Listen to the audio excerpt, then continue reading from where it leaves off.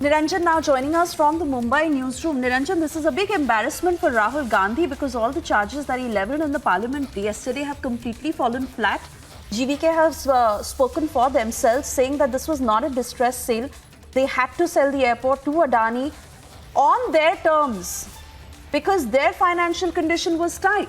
It had nothing to do with any political link. And now all the charges made by Rahul Gandhi don't stand. That's correct. And on the floor of the parliament yesterday, Rahul Gandhi mentioned GVK at least 3 or 4 times. And in his speech in the Lok Sabha, his allegation was that the GVK group was pressurized, arm twisted, and that the project, the Mumbai airport project, was snatched away from them. His words were that the GVK group had to face harassment and that the airport project was snatched from them and given to the Adani group. Now the GVK group has gone on record not once, not twice. And Suesha, yesterday while Rahul Gandhi was speaking, the moment he mentioned GVK, Republic was the only channel to point out how he was batting for GVK openly and how it had become a big controversy. So while we were talking about the GVK angle, GVK group has responded to Republic TV's news break and they've been forced to hold a news conference today to explain why they were under no pressure. They've gone on to detail the kind of debt they were facing, while they were operating the Mumbai airport, and it was a procedural sort of shift from GVK to Adani, and that there was absolutely no pressure, etc. Now, a lot of conjecture was drawn, a lot of insinuations made in Rahul Gandhi's speech when he tried to claim that agencies were used to arm twist GVK, etc., to take out key projects.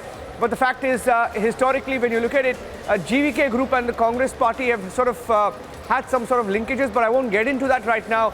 Going by what the GVK group has said, they have said clearly that point number one, they were under no pressure whatsoever to sort of part with the Mumbai airport project and hand it over to Adani.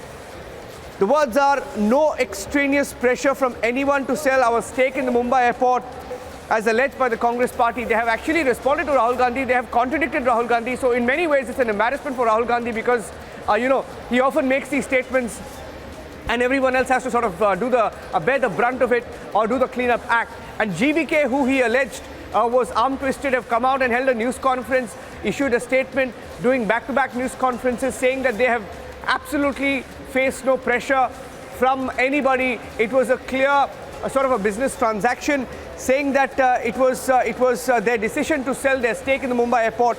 Point number two, they also say that the decision to sell the stakes in the Mumbai airport to Adani was taken by the management. It was a management decision and there was absolutely no question of any extraneous pressure being exerted on us.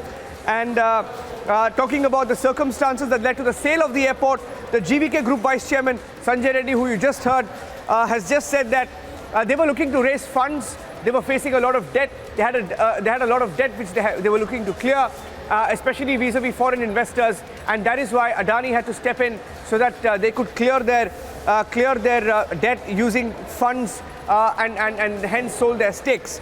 Now, Gautam Adani, in fact, he has also said that Gautam Adani, the group chairman, approached Reddy,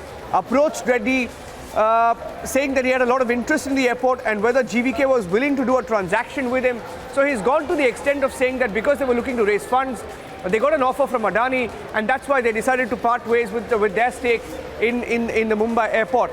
And saying that, the words are, Gautam Adani said that he will assure that we will conclude the entire transaction in 1 month, which was very important for us.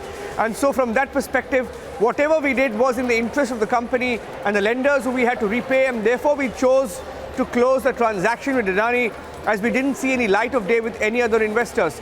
So this is a big statement, in fact, because a lot of conjectures were drawn and a lot of noises were made in the parliament. Rahul Gandhi made these wild allegations that GVK was forced to part ways with their stakes in the Mumbai airport, completely rubbished by the promoters of the GVK group right now, Suesha. So another egg on the face for Rahul Gandhi for making insinuations in Lok Sabha. Back to you for now. Let's also listen in, Suesha, maybe you can lead into that, to what Rahul Gandhi said. Oh yes, absolutely. And it is GVK has put out its position of how they were in a financial debt. The terms and conditions were as per them, and it was a pure business deal for them. And putting this into context, Niranjan, like you're saying, let's listen into what Rahul Gandhi has said, followed by GVK's response.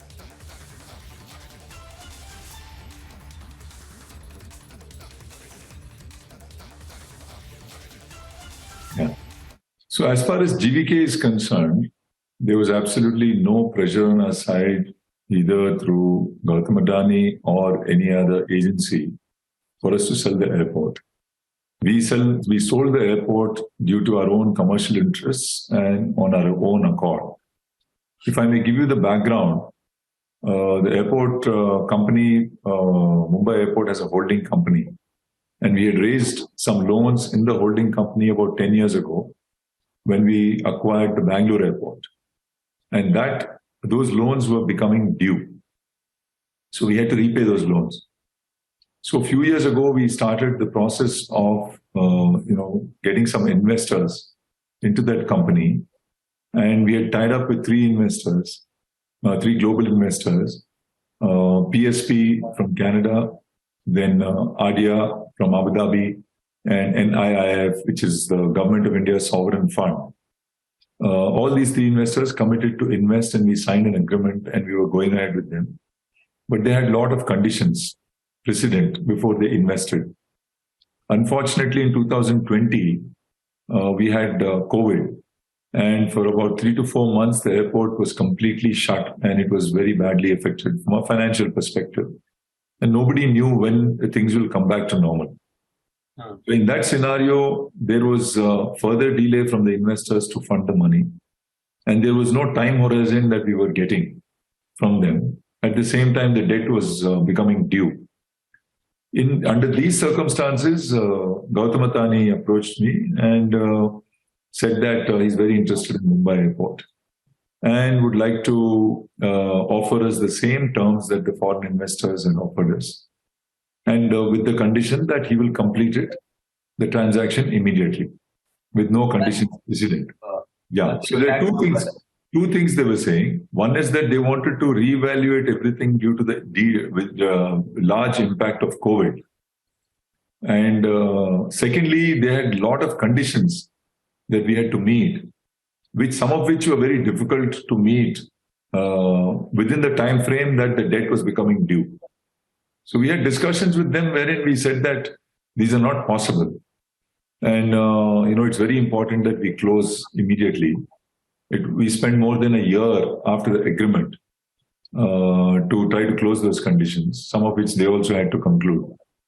So it was in the interest of the company and in the interest of the lenders that we go ahead with Adani Group as they brought in the money immediately.